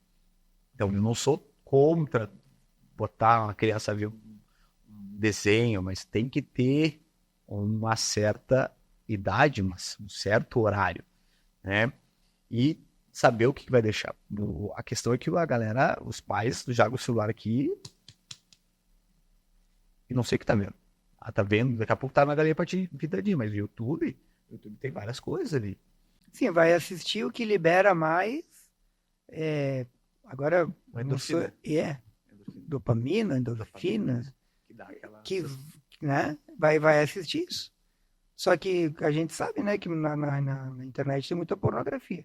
Começa a ficar viciado em estímulo. Uma hora tu cai nesse estímulo e isso vai te prender. E aí, o teu imaginário vai sempre estar competindo com algo que não é para tua idade e que é muito... Eu me lembro quando meus pais, quando eu era jovem, né? Meus pais não falavam essa frase, mas no colégio falavam: as drogas estão roubando a nossa juventude, né? A droga está destruindo a nossa juventude. Continua tendo droga. E a droga sempre foi álcool, só que era mais na realidade. Porque o cara usava droga e daqui a pouco estava lá na sarjeta, né? Tava com, sei lá, com cirrose, com AIDS, tava roubando para comprar droga, né? Então, existia uma causa e efeito que tu falou. Hoje as telas, qual que é o efeito? Ele é muito lento. Mas ele está roubando a nossa juventude. As telas, o uso desenfreado de telas, né? Está roubando a nossa juventude, né? Está destruindo a nossa juventude. E a gente precisa tomar uma atitude. A gente precisa parar e tomar uma atitude. E assim, como é uma frase também que a Jerusa diz muito, né? Tu não tira um osso de um cachorro, ele vai te morder. Tu vai lá tirar o osso do cachorro, tu vai ser mordido, porque ele tá gostando do osso. Para te tirar o osso do cachorro, tu apresenta um filé. Ele larga o osso na hora. Eu acho que esse é o papel, né? Que a gente tem que despertar, né? A gente também tem que despertar para a realidade que a gente não pode seguir adiante e dizer, bah, realmente, essa geração, né? No meu tempo, cara, esquece teu tempo, né? O que tu vai fazer hoje, né? Aonde tu vai atuar hoje nesse mundo para que as coisas melhorem? Como é que eu vou oferecer um filé para esse jovem que está ali atracado num osso, um osso ruim, um osso que está destruindo? Eu nunca realmente me despertou assim uma coisa que eu não tinha percebido. Está destruindo até a parte motora, as habilidades motoras da pessoa estão sendo destruídas. Eu acho que vai ter uma coisa que vai dar muito dinheiro no futuro, é alguma coisa para dor na cervical, né? Porque as pessoas vivem assim, né? O tempo inteiro olhando para a tela. E a gente tem que despertar o que nós vamos fazer, onde eu vou atuar, qual vai ser a minha contribuição, né? Eu vou, mas é um oceano, eu vou tirar um copo d'água dali, vai continuar um oceano, mas vai ser, né, uma gota a mais, né? Como diria Santa Madre Teresa de Calcutá, né? O que eu faço é uma gota, mas sem essa gota, o oceano seria uma gota a menos. Mas o que tu traz, assim, dessa parte mexendo aqui, daqui a pouco entra outra situação ali, pegando a questão da pornografia, falando sobre os animes e mangás, né? Tem muita coisa, tem coisa boa, né? E também tem muita coisa ruim. Então, a parte, assim, da criação dessa formação do imaginário do jovem atualmente é o sexual, né? Dinheiro, não coloco nem a parte da droga ilícita, mas a questão do álcool, né? Então, eles têm muito essa parte de ver mangás e animes pornográficos. Então, também tem toda essa parte, porque aí eu acabo com a primeira instituição que é a base para toda a sociedade, que é a família. Porque no momento que eu tenho essa parte pornográfica no meu subconsciente, por que eu vou ter uma mulher? Sim. Se eu posso ter fulaninho. Então, caso, só para seguir uma tradição, né? E começo a fazer traições e tudo mais, é o que mais acontece. Tanto que a gente tem uma grande, posso estar falando besteira, mas grande número de divórcios atualmente, justamente por causa disso. E aí quando Tori tem o Adriano, né, por exemplo, acontece uma coisa, a gente separa, são 3 crianças que vão ser afetadas. Então, 3 crianças que vão ter um imaginário quebrado, que daí o meu pai traiu minha mãe traiu meu pai. Então, daí entra, se ela não for contra e for influenciada por uma outra mídia, babá, bibibi, ela vai seguir os caminhos do pai, porque daí não tem família, porque daí família é ruim. É o que nós temos, muita gente, não vou casar porque meus pais brigavam demais, mas tu só tá onde tu tá porque os teus pais estão ali. Sim, eu dou meu exemplo, meus pais, pauleira direto, você entende? Mas se mantiveram, estão até hoje. Então, a gente tem que escolher o que nós fazemos com o tempo que nos é dado, né? Eu escolhi olhar os meus pais e pegar a parte boa dentro de tudo aquilo que eu tive na minha educação. As partes ruins eu analiso e falo, não, isso aqui não é para mim. Né? Um exemplo muito rápido, assim, de questão de casa bagunçada. Né? Minha mãe e meu pai, bagunça, criançada, pai, pô, né? Eu bagunço a casa ali, cara. Risca nas paredes branca ali. O Arthur agora tá querendo riscar no chão, risca. Depois eu limpo, depois eu pinto, sabe? Então, tem gente que pega essa parte e entra não, casa tem que estar arrumada, tem que estar um brinque. Dane-se a casa. Eu vou mostrar, mas aí chega a visita lá, casa bagunçada. Tem vida nessa casa, né? Tem vida, é uma casa muito arrumada, acaba por ser fria. Não, mas tem que ter. Tem uma louça lá, óbvio, chegou, uma hora que tu chegou aqui na minha casa. Vou terminando de comer agora, não nem tenho que lavar a louça. Então, as pessoas tentam desmoralizar também a questão da família.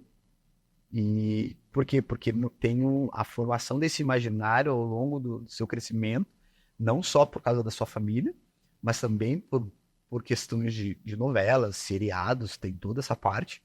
Foi construído. Né?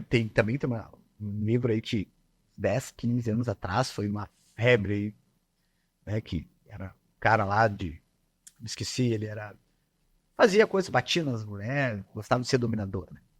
Então, pô, foi uma febre esse livro. Né? Ah, os 50 tons de cinza? Esse livro aí, bom, foi uma febre, uma galera, gente velha, gente nova, adolescente lendo, e tu chegava lá pô, tinha escrito lá o que estava acontecendo. Sim.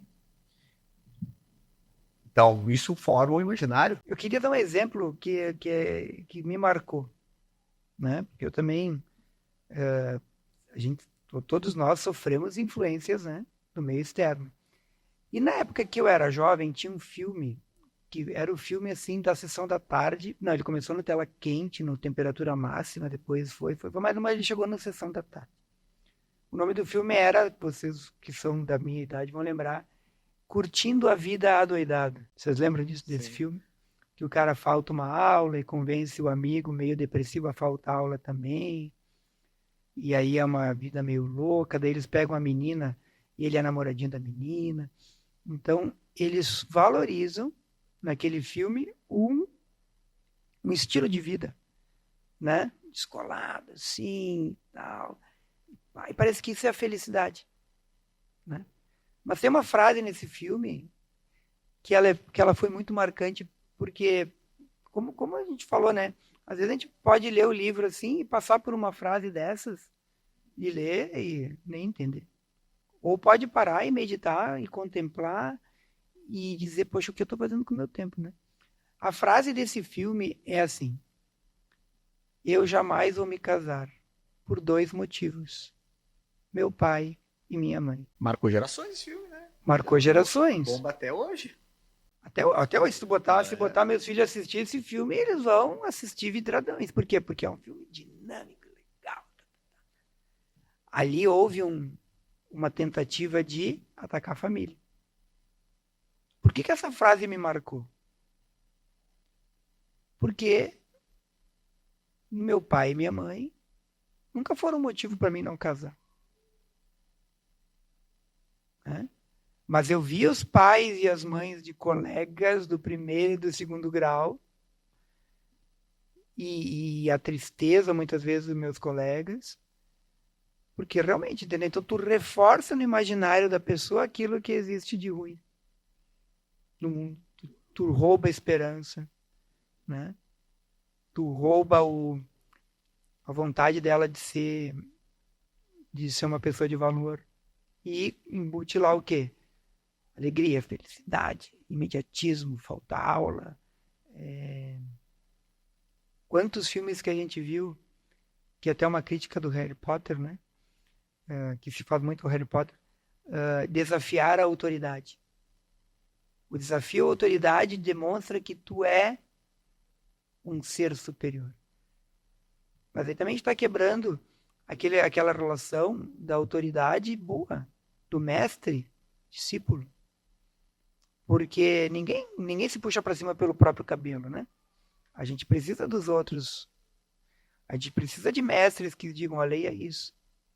O que tu entendeu dessa frase desse livro? Né? Os clássicos, né, da literatura.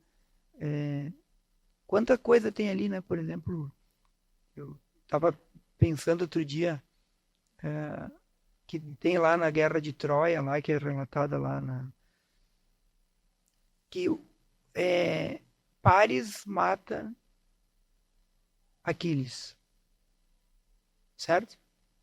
Ali eles estão mostrando para o imaginário de quantas gerações que hoje nós somos fruto do que a Grécia iniciou com o direito, com a democracia, com a filosofia, né? E ali está mostrando que o mais belo dos homens mata o mais forte dos homens. Então, no imaginário de um grego, o belo vence o forte. Né?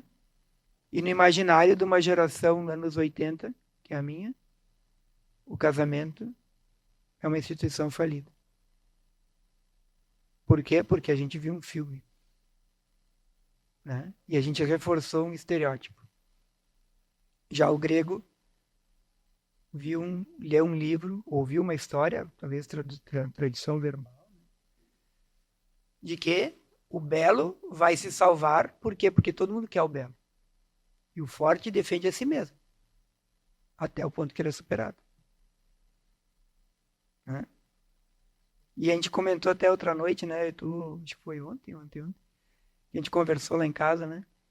O calcanhar de Aquiles. O que é o calcanhar de Aquiles? É um tendão que rompe. E um tendão que rompe quando tu faz um esforço acima da tua capacidade, um impulsionar para frente maior do que a tua capacidade. Ou seja, ele representa claramente o orgulho.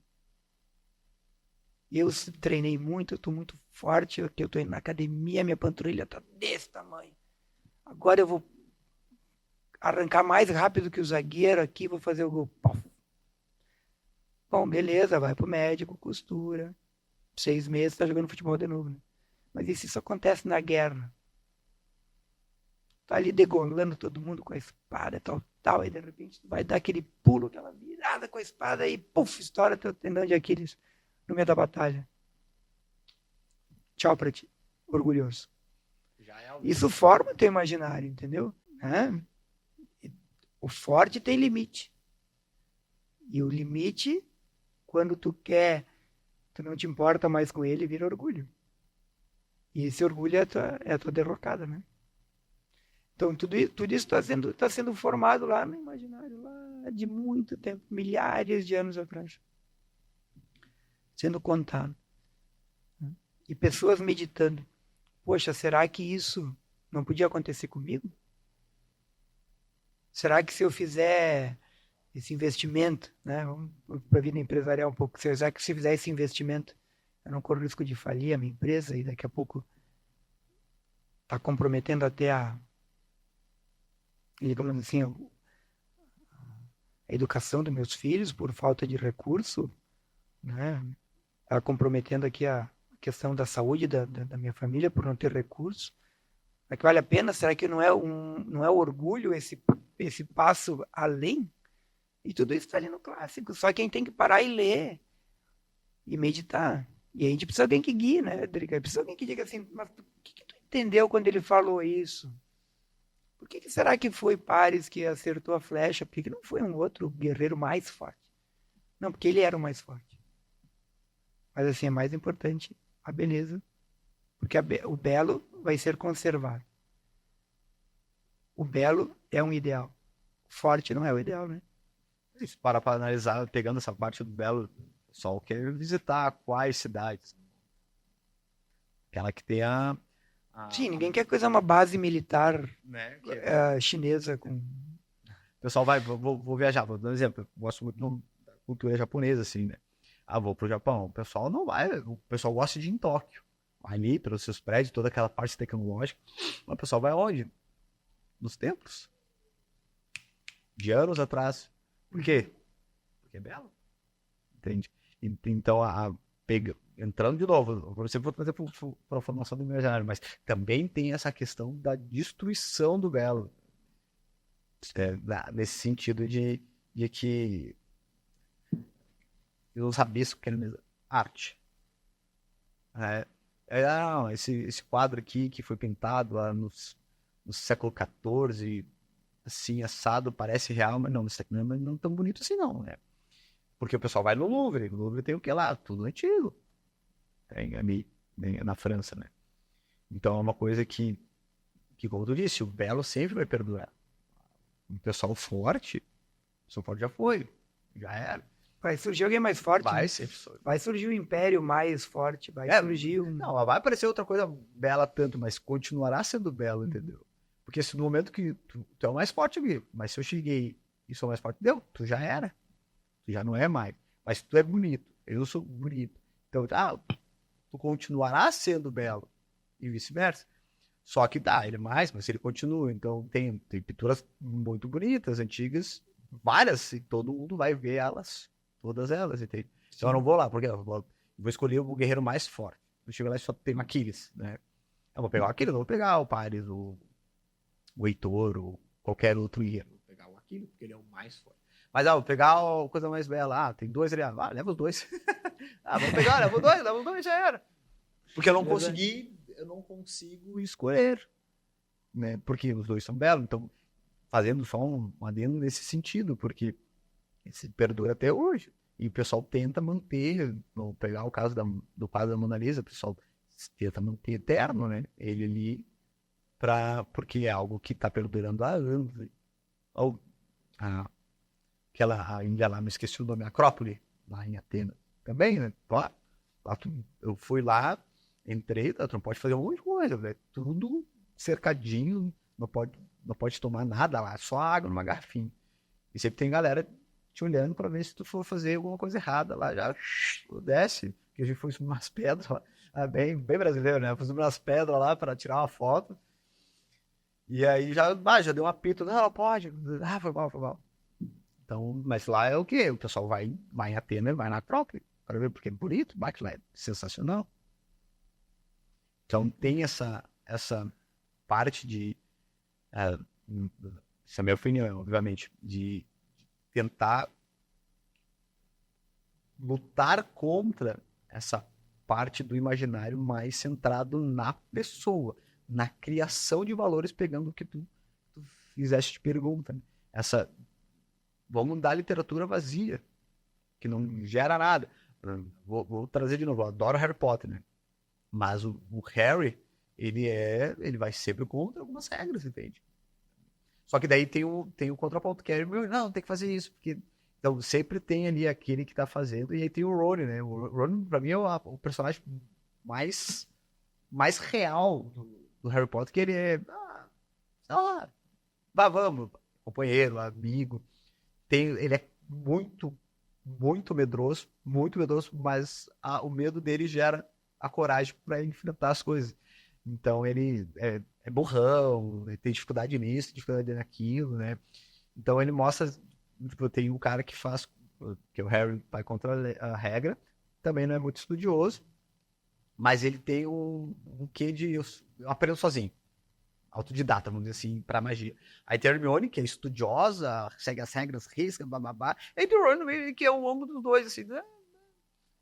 Então ele, né, o Harry Potter tem dessa também de, não, vou ir contra o professor, né, vamos fazer isso. Mas também traz alguns valores, né, de que eu posso cair, que eu sou amigo, eu não deixo o pessoal sair, eu tenho que lutar contra o mal. Porque se estou vendo algo ruim acontecer, eu tenho que ir contra essa coisa ruim. Então, mesmo em personagens controversos, a gente consegue, né? Se tem um olhar de um mestre que conduz a leitura, consegue tirar o que é de bom. Extrair o que é de bom da leitura, né? E não descartar a leitura, pessoal, mas é possível extrair.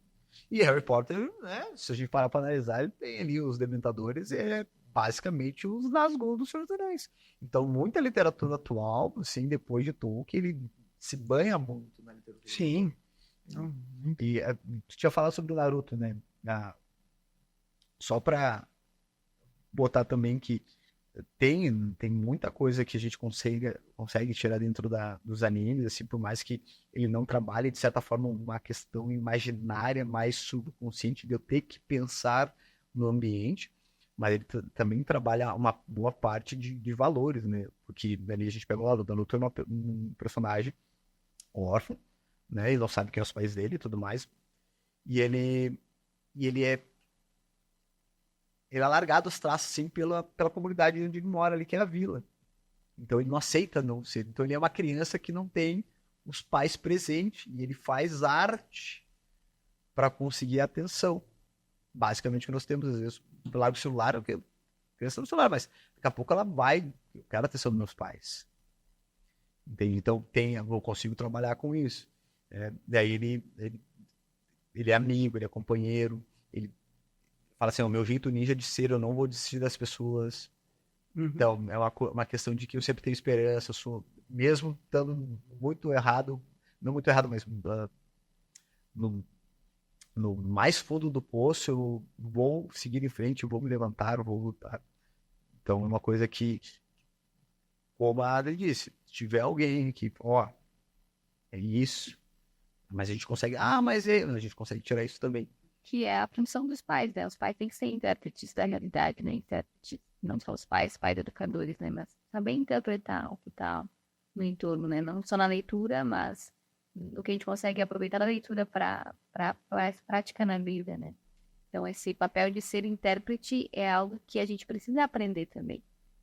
A nossa geração precisa aprender a interpretar as coisas e traduzir muitas vezes para os nossos filhos, para os nossos alunos, como se aproveitam aquelas situações, né? Então, aqueles filmes, aquela série, tu precisa estar por dentro, tu não pode deixar simplesmente ele livre e ver o que ele quiser, ele nem sabe o que ele está vendo, não sabe nem que está entrando, né?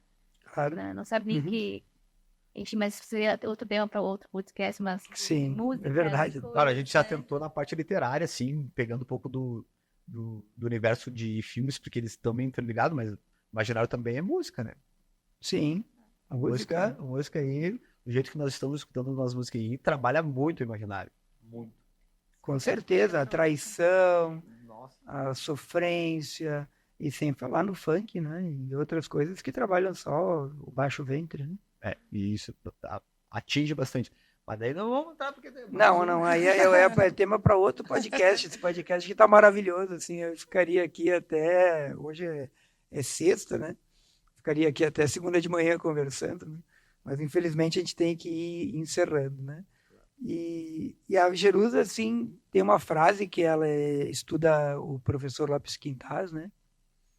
Que diz que a pessoa aprende o mestre. Ela aprende a pessoa que está ali na frente, não o conteúdo. Porque ao assistir um filme, tu pode, por exemplo, esse filme que eu citei, né, do Eu Nunca Vou Casar porque meu pai e minha mãe, né, são os dois motivos para eu nunca casar. Alguém pode chegar e introjetar isso. Realmente, o casamento é ruim. Vide meus pais como são ruins, né? Mas o mestre pode dizer: tu viu como eles estão querendo te roubar a esperança? E é uma coisa que eu percebi depois de um tempo, meditando e estudando e me aprofundando, né? Um processo de conversão mesmo ao cristianismo, né? Eu sempre fui católico por tradição familiar, nunca me afastei, né? Mas realmente dizia o seguinte: opa, existem os sacramentos, eles são importantes, eu tenho que ir, eu tenho que me confessar, sabe? Eu tenho uma missão nessa vida que Deus escolheu, tal. Isso chegou num determinado ponto, né? De um ponto que a gente chama de conversão, uma primeira conversão. E me aprofundando nisso, eu comecei a me dar conta: poxa vida, a gente está numa guerra. Se alguém tivesse me dito isso, essa frase aí, estão querendo, essa frase desse filme, estão querendo te incutir uma maldadezinha aí. Te liga. Não fica que nem um pato no tiro-alvo. Entendeu? Estão querendo te pegar. Entendeu? Então, como é importante isso? Como é importante escolher. Primeira coisa é estar atento aos nossos filhos e ser esse mestre. O pai é o grande mestre, o pai e a mãe. Mas também escolher, né? Eu tenho a felicidade de ter escolhido a Drica aí, né? Como é que eu vou dizer isso? Mas a gente se conhece não por ser professor. Se conheceu por outros ambientes, né? E hoje tu é professora dos meus filhos. Então é uma relação de extrema confiança, porque eu conheço teus valores. E isso é possível no homeschooling. Escolher e ser o mestre mais continuadamente dos nossos filhos, e aonde a gente falha, porque eu não tenho tempo de fazer tudo, eu não tenho tanto conhecimento de literatura, nem a minha esposa, aí eu consigo escolher um mestre que eu sei que eles vão aprender um pouco de Drica, não só de clássicos, de literatura, de gramática, né? Isso é muito, muito bom. Mas, assim, muito obrigado, né? Agora eu vou deixar para vocês falarem uma frase aí de encerramento, né? Que vocês digam. Também, se vocês têm alguma forma de como a gente pode encontrar vocês, né? Nas redes sociais, mas buscando esse lado bom das redes sociais, né? Que é encontrar as pessoas, encontrar bons conteúdos, né? Então, palavra com vocês. Eu agradeço a oportunidade, foi Foi uma alegria estar aqui com vocês nessas horas. Mas podem me encontrar pela Domus Áurea mesmo. Pela Domus Áurea, quem tiver interesse. E é isso. Também estou no Instagram, mas atualmente o Instagram está um pouco desatualizado. Então é mais fácil pela Domus Áurea. E alguém está acordando. Também agradeço muito por essa possibilidade de falar um pouquinho, que a gente nem às vezes tem essa possibilidade dentro de sala de aula, porque o sistema vem, não, a gente não quer saber. Então, também estou na Domus Áurea, para quem quiser, estou trabalhando nessa parte. Sou professor de educação física, mas eu sem ler, né? A gente sabe ler. Então, a gente consegue ajudar nessa parte literária, assim, de formação do imaginário, para aqueles que tiverem interesse. E no Instagram, o Instagram é mais profissional, assim, eu trabalho, não uso muito ele, eu uso mais para às vezes, de fato, usar a dopamina para sair um pouco da realidade, porque a gente, às vezes, de fato, é necessário, às vezes, pessoal, o filme, o desenho, tá ali para isso, o livro também, só que daí a gente tem que saber dosar essa parte. Então, às vezes, eu não uso muito para divulgar nada. Tô na Domus, quem quiser, toma aí. E novamente, muito obrigado, Márcio, Domus Áureas, pelo convite. Não, eu que tenho aqui muito que agradecer, né? Então, já que vocês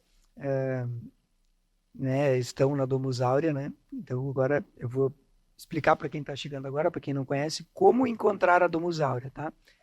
A gente utiliza o Instagram como uma ferramenta de divulgação.